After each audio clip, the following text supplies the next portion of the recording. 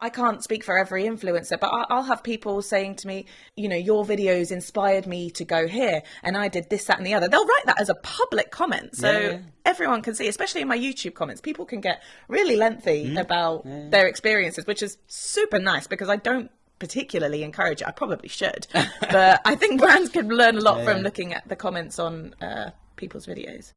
Welcome to the Winning with Shopify podcast. This is the podcast to help you scale your Shopify store into a money-making machine. This series is brought to you by Affluencer. Affluencer is a Shopify app that helps you meet influencers, micro-influencers, and creators. You'll be matched with new partners who can create and share posts on Instagram, TikTok, YouTube, Facebook, and Twitter to help grow your brand. Go to winningwithshopify.com/influencer to book your free influencer marketing strategy session. Now over to your host, Nick Truman. So welcome to today's show, guys. Delighted to be joined by Christianne. Welcome to the show. Thank you so much for having me. It's a pleasure to have you with us. As we ask all of our guests, tell us a little bit about you and a bit about what you do as well. So my name is Christianne. I am a full-time YouTuber making travel vlogs. So my channel's called Backpacking Bananas, which I have had for the past 10 years. Actually, just celebrated my 10-year anniversary. Congratulations. Thank you, of the channel. And I am essentially a professional backpacker. I travel around the world, mainly to destinations which are very popular for backpacking, and I make videos about my experiences. I also make videos about tips for traveling to those places, but also just tips for traveling itself and building confidence to go by yourself, to stay in hostels, tell people what that's like, and just help people feel more comfortable about doing it themselves. Nice. And there's a few buzzwords there. So let's go into some of the buzzwords because some of our listeners will be like, what on earth are we talking about? What is a vlogger? So a vlogger is a technical term, video blogger, because bloggers came first, just documenting their lives, giving advice, doing whatever they wanted, but in a typing format. And I cannot write things to save my life. But I really liked the idea of blogging. And 10 years ago, people started making YouTube videos. And I was like, well, that suits me a lot more. So it's essentially just blogging, but in a video format. Nice and simple. But yeah, anyone that's looking for it, if you come across vloggers and what is vlogging, you'll get a whole range of answers, but obviously that makes more sense. And just quickly, and I think this emphasises a point we've been making this month actually, is that influencers, content creators, and we'll come on to those words in a minute, they're people, aren't they? They're not businesses. So I guess a good question to ask you to show that element of things is, why bananas? Why backpacking bananas? Good question, and it's super simple. So I was coming up for the name for the channel 10 years ago, and it was actually when there was 3 of us. It was me and 2 of my best friends. We were going traveling for the first time. Nice. I wanted to create a YouTube channel, and we wanted backpacking in the name because we were going backpacking. So I felt like that just makes sense. And I am a huge fan of alliteration. There was no way that I was going to come up with a business name that was not going to have some kind of alliteration. Nice. The first word that came to our head was bananas, and we were like, backpacking bananas. It works. And we were like, there's a lot of meanings that you can kind of go with this. Like, we could be the backpacking bananas. It could be like backpacking bananas, like, bananas for backpacking. So, there's lots of like avenues you can go with it, and it's memorable. And so it just stuck. Yeah. But I think it's not too dissimilar to like branding a business. Like lots of our clients are rebranding from time to time or challenging what their brand should be. And obviously you need some sort of brand, and alliteration is brilliant because it's much more memorable. Yeah. But also the first thing I thought when I first heard the channel was Bananas in Pyjamas, which is old, for anyone in the US, you might not know what that is. It's an old British TV programme that us kids used to watch. And in terms of your channel, and we'll come on to more of the business side in a minute, but in terms of your channel, you mentioned a sort of mix of content. There's kind of 2 different sides, isn't it? There's almost like videos when you're out travelling, and then there's like the tips videos. Yeah. So tell us about the tips videos. Like, is that literally in your bedroom? What am I going to pack this time? What do I need to take? Vaccines I need? Is it that kind of stuff? Pretty much exactly that. So when I started the channel, it started with going on a trip and making videos of that. Gained 0 subscribers, maybe 1 or 2, because it wasn't what people were searching for. And obviously when you have no audience at the time, nothing's going to pick up. But when I got back from that trip, I was like, I really like having this YouTube channel, but I've now got no money, so I can't travel anywhere, but I am backpacking bananas. So I'm like, how can I make videos under this niche while not traveling? And at the same time, I noticed I was getting a lot of questions from people who I had on Facebook at the time, like people who actually knew me. And I was obviously posting my photos of my travels, and I was just getting questions from them like, oh, how did you do this? Or how did you get there? Or I really want to do this. And it was the same questions coming up. And I was like, a lot of people want to know this. And actually, these are the things that I wanted to know before I went traveling as well. Maybe I can make a video, and it can be for all the people who are asking me these questions. And I didn't really think of the big scale of it at the time, but I started making the tips videos, and like you said, it was quite literally me in my bedroom talking about the places that I'd been, what my tips were, and answering those questions that I had before I went traveling. And I found that that is when my subscribers started growing slowly, but people were discovering these videos because that was what they were actually searching for, was backpacking Thailand tips. Like, I want to go to Thailand and I want advice. So yeah, they're very simple. They can be filmed anywhere in the world. And actually that was kind of what kick-started the growth of my channel. Nice. And I guess it's a little bit bringing it into like my world, and what a lot of our listeners will be used to is like SEO, PPC. People are Googling problems on Google. I say even Googling, not searching. But they're searching for problems on Google. And it's obviously YouTube is the second biggest search engine, admittedly crowned by Google since the day they bought it. But people are looking, they have a problem and they're looking for something. And in terms of providing a need, what no business can ever exist with is providing something that has no purpose. Like, if your product is not something people want, no one's going to buy it. And I think it's obviously the same as you say with the content that you guys are making. But let's talk about some of the terminology then. So we're talking a lot about influencers, and influencer marketing is what a lot of brands are going to call it. You don't like that term, do you? I hate the word influencer with a passion. And I think immediately it's because, one, it sounds a bit pretentious. Like, oh, I influence people as like my job. Like, it just sounds wanky. But secondly, I think that over the years, unfortunately, influencers have got a bit of a bad name in the media because like, you know, you had those influencers going to Dubai in the pandemic when we weren't supposed to be traveling anywhere. So people are just like, and influencers. One licked a toilet. That was the worst thing. Like, you catch this virus. And that became a trend that I've seen some trends, but like I was absolutely gobsmacked that was a thing. And you know, it's always the ones who do the most controversial things that are the ones that go viral. And so, which is why they do a lot of those things. Exactly. And it makes sense, but it means that, like, because I've literally had people, when I've been traveling and I'm obviously creating videos, and we get into a conversation and they say, what do you do? And I say, oh, I make videos for YouTube. And they go, oh, you're an influencer. And they roll their eyes. And I'm like, this is so sad, because that is like what the name of my job is. That's what we're, you know, what we're called. But like, people just think it's this terrible job. And I really, really hate that, because I like to think that the influencing that I do is very authentic, and it's like, I genuinely want to help people, and I also want to entertain people, and creating videos is a passion of mine, and the influencing just kind of comes as a byproduct of that. So I don't like the word influencer. No, and I think rightly so. And one of the points to make, I think, on this is any supplier that a business is working with, you've got to show respect. You've got to earn that respect. You know, it's not a given thing on day one. So saying to somebody like, you know, how would you like to be addressed? Like, what works for you? And understanding that actually, and coming on to the contractual stuff, which I think would be worth talking about quickly as well, is content creator as well, to me, is slightly different to an influencer, which is also different to what we spoke about last week with Dustin when we were talking about affiliate marketing, where you would have an affiliation to another person that's sending traffic in, and you send a bit of money back.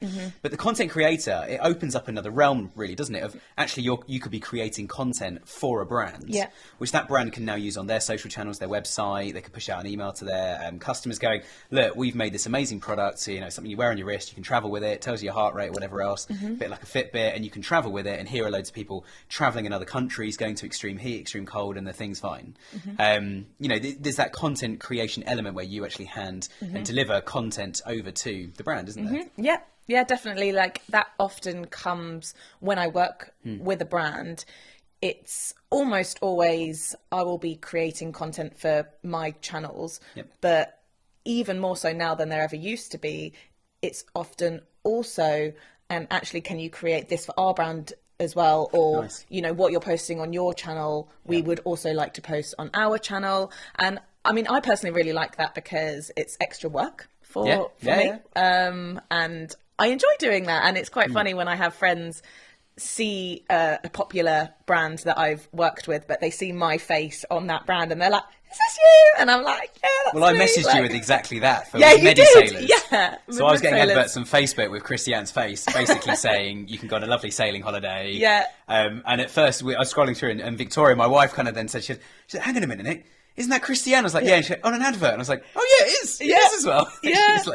It's like you have a new job. It's like you're a model or something, which, I never signed up for, but how fun. Yeah, absolutely. Absolutely. We'll come back to briefing content as well, because you mentioned brands asking for specific things. We'll come back to that in a minute. But the first thing I want to talk about really, in terms of like the contractual side and how brands can work with you or with other, I nearly said influencers, content creators. I mean, it's fine. I'm used to it. You can call me it. But... Yeah. But in terms of working with someone who's going to create content, and you're still influencing other people with or without the name. But in terms of that, how can people find the right influencers, the right content creators, the right bloggers, YouTubers, Instagrammers, TikTokers, etc.? How do you find the right ones? How do you choose who to work with? What is that process? What do you think that process should look like for a brand? From a brand's perspective, well, I guess they really need to know who their audience are first, and then they need to think about what influencers that audience is going to be watching, because I think that is then going to be the most valuable thing for them. I think if a brand is actually reaching out to influencers who have come up on their own For You page, like, the individuals working at this company, like I find it's quite successful if I have someone reach out to me working for an agency or a brand and they personally follow my channel they like know what I do, and then they immediately just know what I'm about, and they're just going to have a bigger and better understanding. But I think ultimately it comes down to just knowing your audiences and trying to align what the influencer's audience is with what your audience is. Absolutely. And I'll add some comments now actually on audiences and how brands can work that out, because we talk about this a lot on the podcast. One of the biggest things that brands and merchants always say to us is, it's so worthwhile just sending out surveys to your customers and finding out like, who are you, what are you interested in, where do you live, what brought you to our website, how often do you buy, what product don't we offer that you would like, what product do we offer that you hate, etc., etc. So we do quite a lot of these surveys with our clients to find out basically how we can target these guys with advertising more and get them to buy more, and how to engage them more. But from the kind of content creator side of things, got the name right that time, from the content creator side of things, how can they look at your channel and see who these people are? Do they literally need to click followers and go, oh my gosh, there's like tens of thousands or hundreds of thousands of these guys, and scroll through them? Or how can they try to work that one out to see who these people are that are engaging? I guess the comments is going to be your biggest indicator, because I get a lot of comments underneath my videos, underneath my Instagram posts. Some wanted, some not wanted, yeah, exactly. But I think that can tell you a lot. Like, I mean, I can't speak for every influencer, but I'll have people saying to me, not this post, but your videos inspired me to go here, and I did this, that, and the other. They'll write that as a public comment, so everyone can see. Especially in my YouTube comments, people can get really lengthy about their experiences, which is super nice, because I don't particularly encourage it. I probably should, but I think brands can learn a lot from looking at the comments on people's videos. Yeah, and certainly on YouTube as well, because if you click on them, you can see what other videos they're watching, what they've liked, and what's going on. Well, you can, a little bit more. and on Instagram you can click on the person's profile, and if they've got a public profile, you can look at where they're from, you know, what kind of things they're posting about, who they like to hang out with, what activities they like to do. You can find out so much. You can indeed, you can. And I've often wondered in my next life I might be a private investigator or something, but that's another podcast. That is not even another episode. But I think certainly looking at the comments is quite interesting. And I guess the other thing they can do as well is obviously just look at your content and just go, you're obviously appealing to, you know, I don't even want to say young because it's so relative as well, but you're looking at people kind of 18 to sort of 35, traveling a lot in these different countries. And I guess the other thing as well is to look at not just you, but other people that are in your videos. Like even in the background are going, right, she's in a hostel in Thailand, which we were a few weeks ago. And, you know, what's going on in the background? Who are these people? And then you saying like, talking about budget things. Well, actually, if we're a luxury travel company or a luxury products, not for us. Not for us at all. I know, just darn. Shot myself on the foot there, didn't I? But there might be niches for it. And actually, there is. And there's certainly, and I think one of the things we found with some of our clients is, although the product might look luxury and look premium, actually their edge is we're a bit cheaper than the kind of top tier, but we're more expensive. So anyone could afford it if you want to put a little bit more in, but not a lot. It's all affordable and reachable, which is quite cool. Lovely stuff. So that's how people can work out who to work with. And this is the killer question. And we've had this in both episodes so far this month. How do people get in touch with you, both from like, okay, I want to work with Christianne and back up on the Backpacking Bananas channel. I'm going to get in touch. Where can they find that? All the way through to like, if you were one of 30 people they wanted to contact, like, are you on platforms they can find you through? Are you found through agencies? Like, how does it all work from your perspective? Well, I guess Instagram and YouTube is where but they're my two main platforms, and that's where you'll find the contact information, like, you know, Linktree. I have a link in my bio on Instagram which just has a bunch of links, and like one of them will be like, if you have business inquiries, this is where you go, and it's just an email. That I have the same thing on my YouTube, so that's like the obvious avenue. I do find sometimes that brands will DM me, and that's not bad.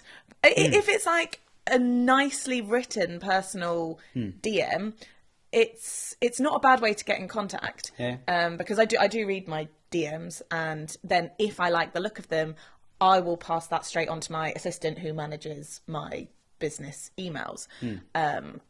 But if someone has contacted me and has not directed me by my name, my first name, then you feel like it's just a mass, like, it's an immediate it's an immediate no. Like, it's an immediate no, even if someone says, hi, Backpacking Bananas, because it shows me that they have not even gone through the time to find out my name. And it's not hard to find out my name. I say it at the beginning of every single video. It's literally my name on Instagram. It's written on there. It's literally written on there. And so it's just an immediate way for me to go, this person's put no thought into this. So definitely not that. Or just not addressing me by my name is not the right way to go. I sometimes have emails where a brand doesn't actually tell me what the product is. They assume I know. Right. And often I'm like, because it might be like, I guess if it's called like Nick's T-shirt shop, you know what my T-shirt shop is. But and sometimes it'll be like, hi, Christianne, our brand blah blah would like to work with you, and we think that we're going to be really good because of this, that, and the other. And I'm going, hold on, I don't even know who you are, what you do, and that's bad, because the thing is, I receive a lot of emails on a daily basis, which is why I now have an assistant who goes through them for me, which is great. But, you know, together we receive so many. And so if someone has not done a well-written email, which is telling me who you are, who has not addressed me by name, it's an immediate cull, unfortunately. Well, with good reason, I think. I mean, I've spent 15 years of my life now pitching. Sales has always been a big part of what I do. In fact, the conference we were both at years ago in Trentino in Italy, and I did a whole session with the influencers content creators and influencers. You could call them influencers. Some of them do go by influencers that were there. So, but I think the thing I was talking about is how they can pitch back to brands. And the first thing is make it specific. You know, exactly as you're saying. If you just get this message, you're like, they probably sent 1 million of those out this week. Like, I don't care. They don't want to work with me. This is like, I don't want to be a fish in a net. I want someone to kind of approach approach me and treat me like a human and have a proper conversation, especially as your content as well. It's all around you. You are the centre of it, so at least be respectful enough to use your name. Yeah. But I think in terms of the pitch as well, like they're pitching to you, and they need to follow what I would say like the pitching basics of like, obviously start with your name is obvious. I think also saying like, look, we are a company that offer this, and we think you and we could be a really good fit. And I think using phrases like partnership. This is much better, which I assume you'd be warmer to, as opposed to someone just going, we want to give you some money. Money's great, but you don't want it to just be a job. And I certainly think from talking to brands, and interesting to find out from you on this as well, is a lot of brands have sort of two different types of content creator or affiliate or people they work with. One is more of like a one-time, go on a trip, use our products, throw it off a cliff and see what happens. You know, you do free water diving, use our products and go free diving and see what happens. So not free water diving, free diving. And go and see what happens, with our product, test it out and make a video about that, and that's the end. And then you have the other ones that are more like the ambassadors who do things long-term.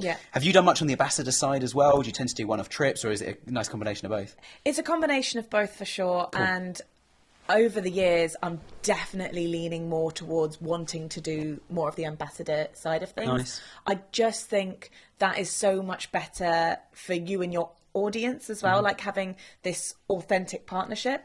So I've been working with a VPN company called Surfshark for literally years now. Yeah, I know them. And I have a monthly integration that I do with them, and it works so well. And although it may be a bit repetitive for my audience, I feel the brand itself is a really good fit. I believe in them. I think it's great for anyone who's going traveling, and obviously anyone who needs a VPN, which is pretty much everyone now. Especially when you're traveling, like everyone who has the internet. You want to watch Sky Sports abroad, it's very difficult. So. And what I like is that even if someone is watching one of my videos, they see that I've said about Surfshark, and at the time they're not in the market for a VPN, so like they're just like, okay, cool, whatever. But at some point they're going to go traveling and they're going to go, shit, I want a VPN right now. I need a VPN.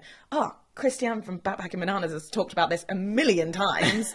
It's Surfshark, and she goes, and I know that she always gives a really good discount, so I'm going to go there. And so I think that repetition is really good for getting those audience members who are regular audience members, and no, they may not get it at the time. So that's, a huge reason why being an ambassador would be more beneficial than just those one-off. Because if it's a one-off video that someone's watched, and if they're not in the market for it at the time, it's a lost sale. Well, but also it's that brand recognition for later, isn't it? So I mean, using Surfshark as a good example against NordVPN. So Nord have like the biggest. They were bought a few years ago. They have the biggest marketing budget. You look for a VPN, you find Nord, and it looks like it's 99p a month or 99 cents a month. It's not. It costs way more than that, and it's way more expensive than Surfshark, which is why Surfshark is the one people tend to use. But the point being is, Surfshark are nowhere near as well known as Nord. But when people come to make their buying decisions, seeing it on your videos and other people's content as well, seeing it on those then means that someone might go, who was that company? Who was that company? Oh, it's Surfshark. I'm going to check those guys out. And also for travellers as well, the fact it's called Surf, the whole branding starts to work a bit better, which means the consumer's thinking, okay, I know there's another one out here. I'm going to check those guys out and at least do a comparison. But I think certainly for a lot of the guys who listen to the podcast, a lot of the guys listening now, a lot of you are small merchants, you're trying to cut through the noise. This is a really effective way you can do that. And actually then you can come up against some of the really big players and actually steal some of those sales. And it's your opportunity to be dynamic and provide a better service than some of those guys do, which I think is really, really important.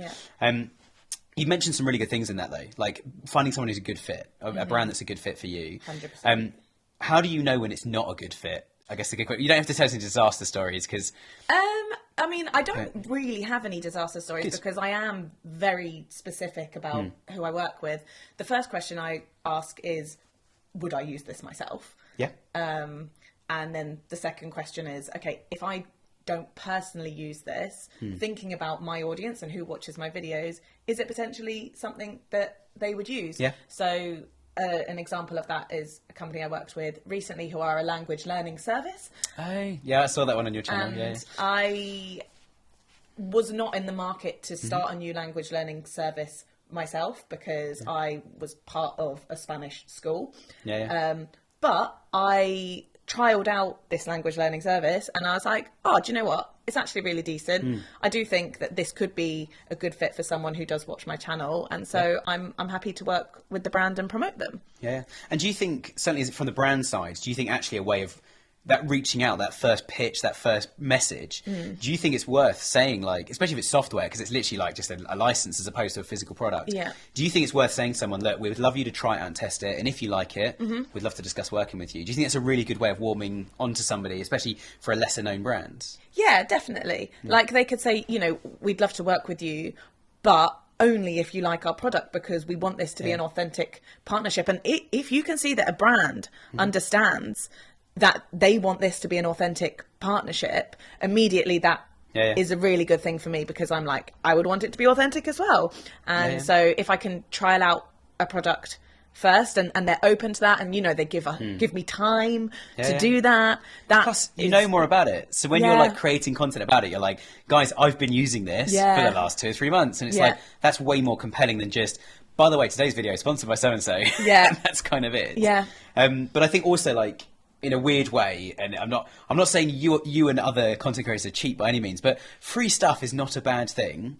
And also, it does show a level of commitment from the brand that, like, we're not just sending those million messages out without even the first name. Yeah. It shows a level of commitment, like, we're serious about working with you. We're serious about making this work and doing it properly. Yeah. Here's a small amount of investment in you immediately, even if you say no. Like, just tell us where to send it. We'd love to send you a product. And all we ask for is an hour of your time in a couple of months' time. Yeah. On the phone. Done. Nice. Yeah. Nice. And I guess going back to the kind of pitching bit, we mentioned a few things, like, what doesn't work? Like, it's just when a product has nothing to do with me. Often, like, gaming companies. Okay. I get emails from, obviously they just go, I delete them straight away, because I'm like, obviously they probably just go on the influencerfindingservice.com and I'm like, I'm not a gaming influencer. I also don't game myself, and so, like, it's just like there's zero way that this is going to work. There's no synergy, is there? No, so that, and what I said about just like addressing me as backpacking bananas, or sometimes it's as if backpack is my first name and bananas is my second, so they'll go, hi backpacking. And I'm like, classic. Well, I once sent out, this is a little email marketing tip for everyone, I once wrote we had a big list of people we'd paid for this list, pre-GDPR, might add, for anyone in Europe, but we bought this big list, and I'd written the email that we were going to send out, and at the beginning I'd put dear, and you normally put like first name, and it grabs the first name from the list and inserts it. But I put dear, and something quite offensive that I won't repeat on the podcast. And I'd written that as a test to make everyone laugh. Guess what I didn't change when I sent it out to 100,000 businesses like that? Yeah, reputation management 101. No. Absolutely awful. But it's the same point, isn't it? I think not just taking someone's first name. I think if a brand reached out to 50 people and said, look, you specifically are interesting to us for these reasons. We'd like to do something for free as a sort of try before you, not buy but promote, try before you promote, and create content about this sort of thing. How important, I mean, the gaming company is a classic one. How important is their brand reputation though? Like, do you get brands approaching you like, oh, they're not in people's good favour at the moment in the press? Do I want to get involved? Yeah, it's definitely a factor that would come into it. Like, if they don't have a good name, or, you know, if things have come out or it's unethical, they're mining coal and unsustainable and things like that, it's definitely going to make me go, oh, red flags. Red flags. But, you know, I will still always make like a personal assessment on there, because I do also know that the press can be full of lies and rumours and, you know, all kinds of things. And so I'll always make a personal assessment on it, but for sure it comes into it. So changing topic slightly then, how do you actually work with brands on a sort of on the ground, you know, contracts, getting paid, delivering content to them? Does the brand always decide how to do that? Are you always one-to-one? Do you use a platform to organise all those things? A bit of a mix? Like, normally it's always kind of instigated by the brand, especially if they're the ones who have reached out to me, and they'll have an idea of like what they want. They normally give a deadline. And then it'll be a case of me creating the content, sending it to them for approvals.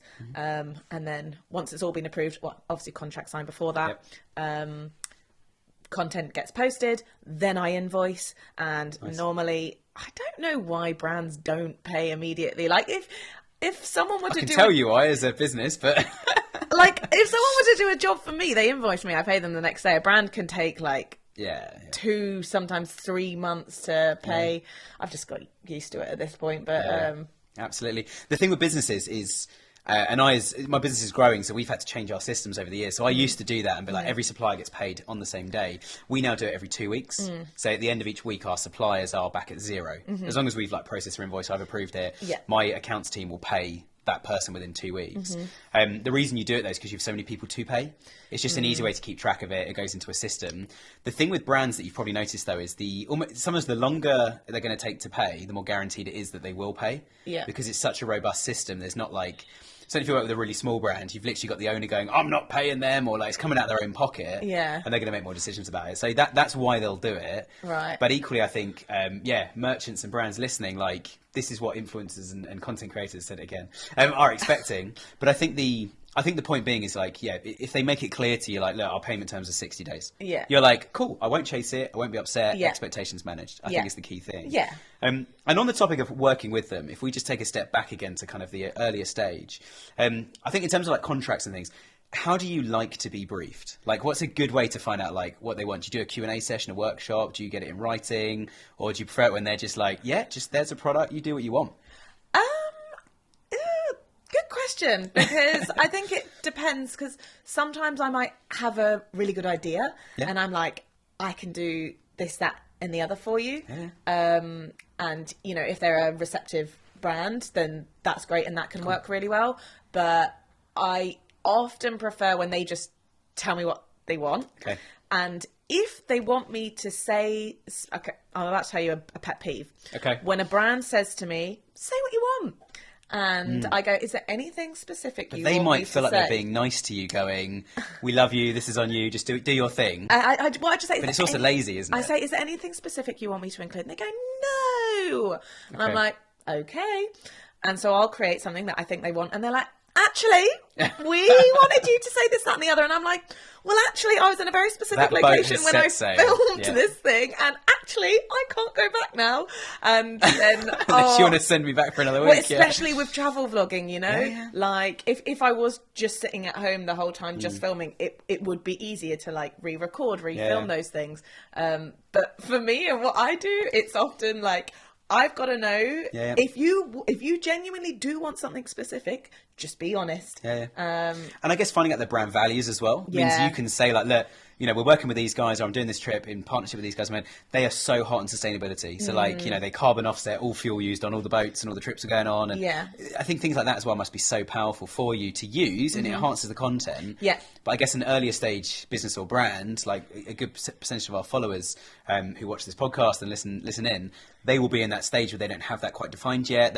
They're just kind of grabbing as many customers as they can to then later find out who they are. Because it's a bit chicken and egg, isn't it? You don't know who your customers are if you don't have any. But I think certainly for those guys, being able to give you a bit more, saying, look, here's the direction of travel, here's what we're about, here's what we want to achieve. The more information, the better, because they like.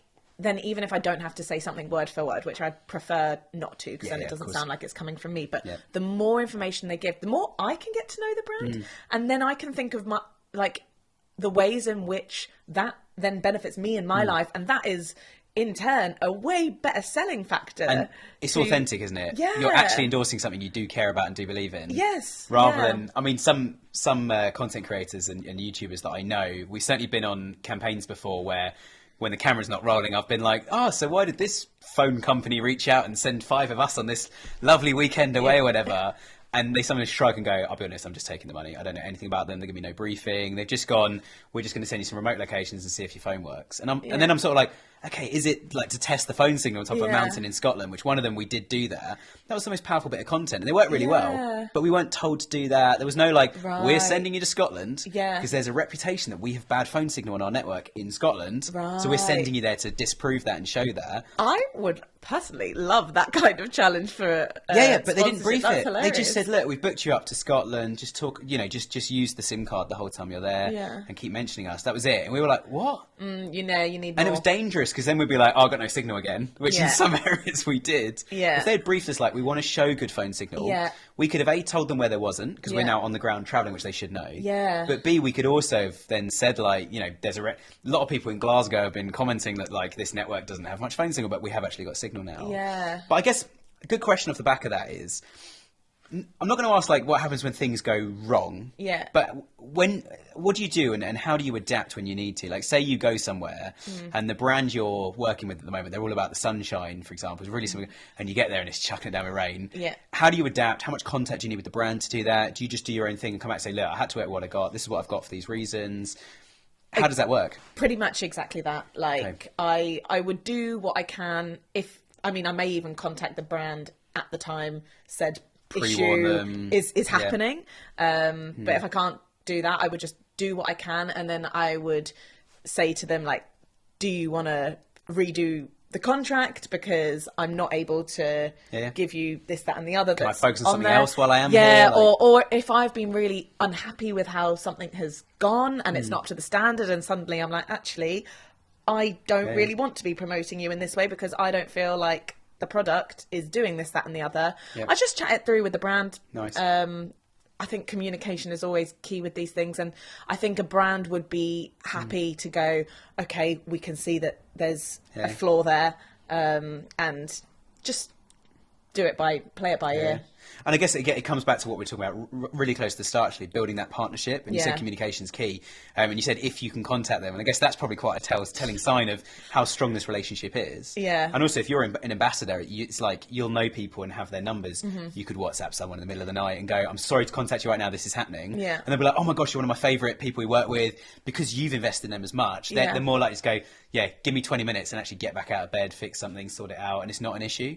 And I think we often forget when we start talking about contracts, and certainly with content creators and influencers, and when we start talking about working with other companies, I think sometimes we forget that we're all humans, and actually the partnership is so important, and actually briefing, having good conversations, giving them the information they need to know, etc. I think is really, really key. And I will always say to a brand before working with them, like, if this is not, if I don't have a positive experience from working with this, I may not want to post.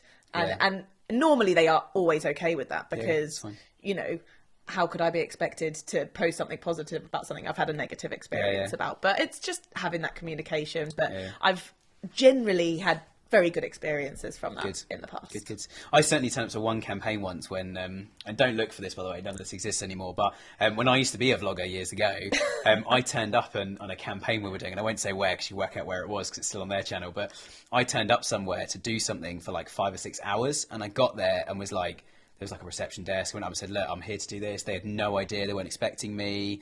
I then was trying to contact the brand back in the UK, but it was a Saturday morning. No one's in the office. I had no phone number. So I'm like emailing them going, I'm at this location to do this thing for like the whole day that I was quite excited about. And about an hour later, I got a phone call from an unknown number in that country saying like, where are you? You're late. Like, we're supposed to be filming. We put loads of money in. So I'm standing in reception. I was just told to turn up at this location. I've got nothing to go on. Yeah. And they were like, oh, we told so-and-so. And I was like, right, it's the brand that haven't, because they'd paid the people I was meeting to go and do this activity. It's poor organisation. Exactly. And it reflected really poorly because I'd also posted that morning going on Instagram and Twitter and stuff going, I'm doing this today with these guys. And they'd replied going, yeah, we can't wait to see you. And I said, I'm going to do a quick live just before. And it was when Instagram Live had just come out. Oh, God. And I'm sitting there and I'm literally, I didn't have a massive following. No one contacted me. But some people must have been a bit like, well, where is it? Yeah. And then when we did post a bit, when we eventually worked it out, I did say like, sorry, we're late with a couple of technical issues. Yeah. And there were technicalities, as in some emails hadn't been sent to say, you be in reception, done. Right. Or at least tell reception where to send me, kind of thing. So, I imagine you've had stuff like that in the past and it's just disheartening. It's such a waste of everybody's time and money. Yeah, like not quite to that extent, but... Yeah, we've all had those kind of experiences. And I guess it's just adapting and, like we say, having that contact. So key just to phone somebody up. But anyway, let's come into land then. And this is going to be a really big question, right? Where do you think things are going with content creators? Like, what changes have you seen the last kind of maybe 2-3 years? Certainly, COVID's obviously had an impact on things. And especially during COVID, I imagine views must have gone up. The same way we found retail clients were getting more sales because you can go to the shops. So, how have the last kind of 2 or 3 years been different? You said you've been running 10 years. Compared with where you think things are going, what are some of the signs you're seeing at the moment in terms of what you think is coming next? For me personally, or for... I think, for you. I mean, someone who's on the ground. I'm definitely going to be making changes because my channel is obviously called Backpacking Bananas. It's been this thing that I've been doing through my 20s, but I'm turning 30 this year and I've definitely felt, literally in the past 12 months, I'm like... you know, I don't know if I'm going to be backpacking specifically for the next 10 years, staying in hostel dorm rooms, as much as I love it, and I will continue to do it over the next few years. Yeah. It's not something that... You're not going to be that person soon, are you? No, definitely not that niche. And I'm wanting to purchase like my first property in the UK this year. And so like, just my life is changing because I'm getting older and I'm maturing. And so... You could be spa hoteling Banana.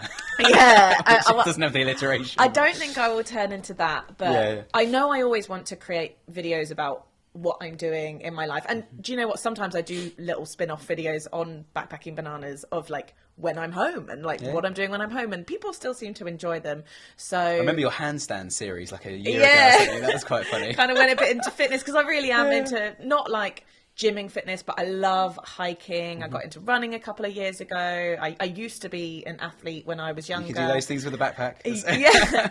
and I also think that there's like a crossover with like outdoor activities and sport and travel and all of this.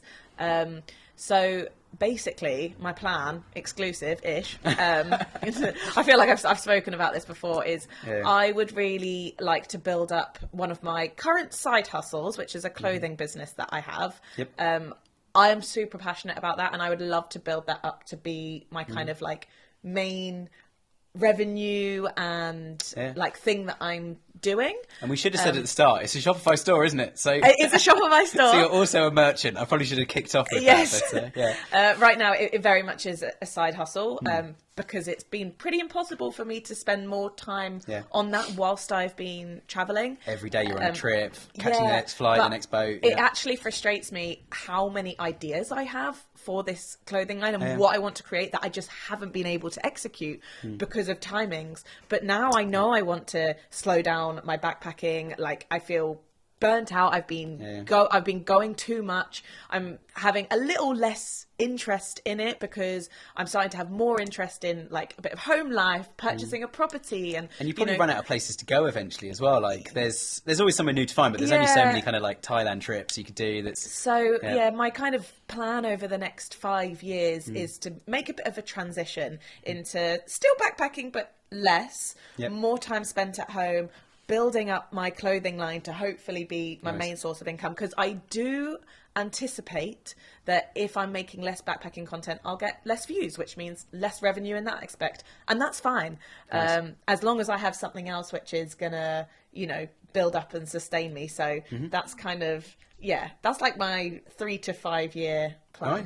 Nice. And I think it's an important point though, not just exclusively to you, but to all content creators, that actually times are going to change. And I think sometimes when you're going back to what we talked about earlier in terms of finding the right content creators and reaching out to people, one of the things to look at as well, I think, is looking at longevity. Like, is this person going to be able to do this for a long time? Like, did they have a massive viral spike and now it's tailed off? And do we want to be part of the spike or the tail, or actually avoid that scenario together and find something that's just more consistently growing?